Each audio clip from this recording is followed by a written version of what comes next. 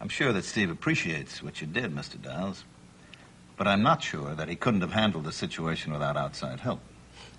You think so, huh? Chief, I really think that my friend Mickey deserves a medal for what he did. And considering the damage done to my club, I think maybe I merit some compensation from the city. Mr. Dorn, suppose you tell me in your own words exactly what happened. Okay, Chief, I can tell you what I saw. I was standing there talking to a waitress when she saw a man take out a gun. I shouted something like, watch out. And that was when Mickey took a gun from under the bar and opened fire. That's all I can tell you. It just happened so fast. What about this gun that you keep under the bar? Oh, I got a permit for it, Chief, if you're worried about that. Why do you need it? Oh, you know how it is. I mean, any place that sells liquor gets trouble. People get drunk, they do stupid things sometimes. And there's always the possibility of a holdup, Chief. So you keep it for protection, is that right? That's right. And I'm very glad he does. Yes, you probably saved an innocent person from being killed. Oh, I don't want any medals. Just some peace and quiet. Elliot? Oh, you're all right? Oh, I was so worried about you. Don't worry. We're just having some target practice at the Unicorn. Everything is okay. I was afraid something had happened to you. Are you shaking like a leaf? Excuse us, please. Come into my office. Don't worry. Mr. Dowles, you won't mind making a formal statement to the police about this business? What for? Well, you killed a man. And no matter what the motivation, the killing has to be investigated.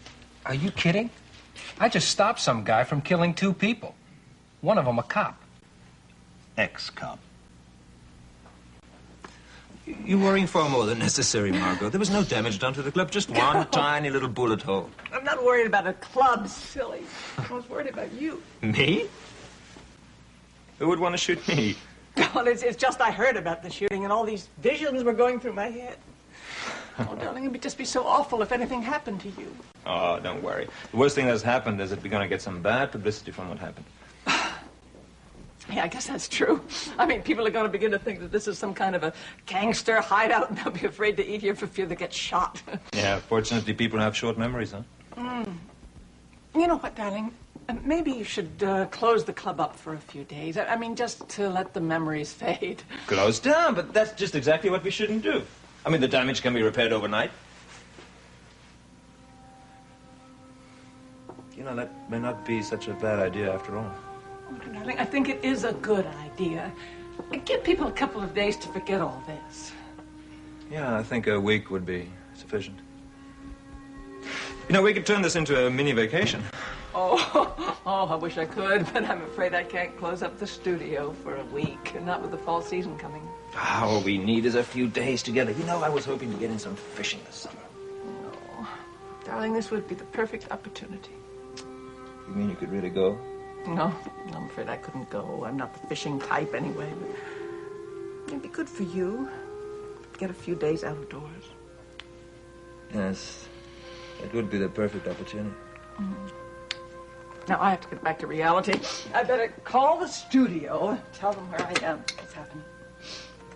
I just heard some very interesting news from my husband. He's going on a speaking tour for 5 days. And I'm coming down with a terrible cold. So you better be available, darling, because I'm going through an awful lot of trouble to arrange all this. Looks like you're almost finished here, Chief. Yeah, we had the body taken to the morgue. We'll run a check on the victim, but I don't think there's any question but what he's a member of Tobias' gang. Yeah, well, if Paige is right, this is the last of Tobias's gang. You agree with that? I've got to. She got her information from the horse's mouth. I mean, at first I thought maybe Tobias was trying to lull her into a false sense of security, but that just wouldn't make sense. Why not? Paige has a lot of faith in Tobias. Now, if he wanted her dead, he could have done it a long time ago. Besides, he warned her about Zack. A warning that has been justified. Looks like I'm out of a job. So where do you go from here? Guess I'll find a new one. You know, it just so happens that I know where one is available. There's a police department in this town that is short a couple of experienced officers. Think you'd be interested in applying? No thanks, Chief. Even if Paige's problems are over, mine aren't. I'm still the guy who shot a 14-year-old kid who was carrying a toy gun.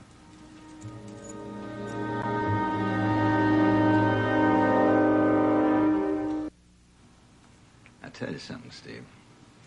It seems to me that you got more action as a bodyguard than you ever did while you were on the police force.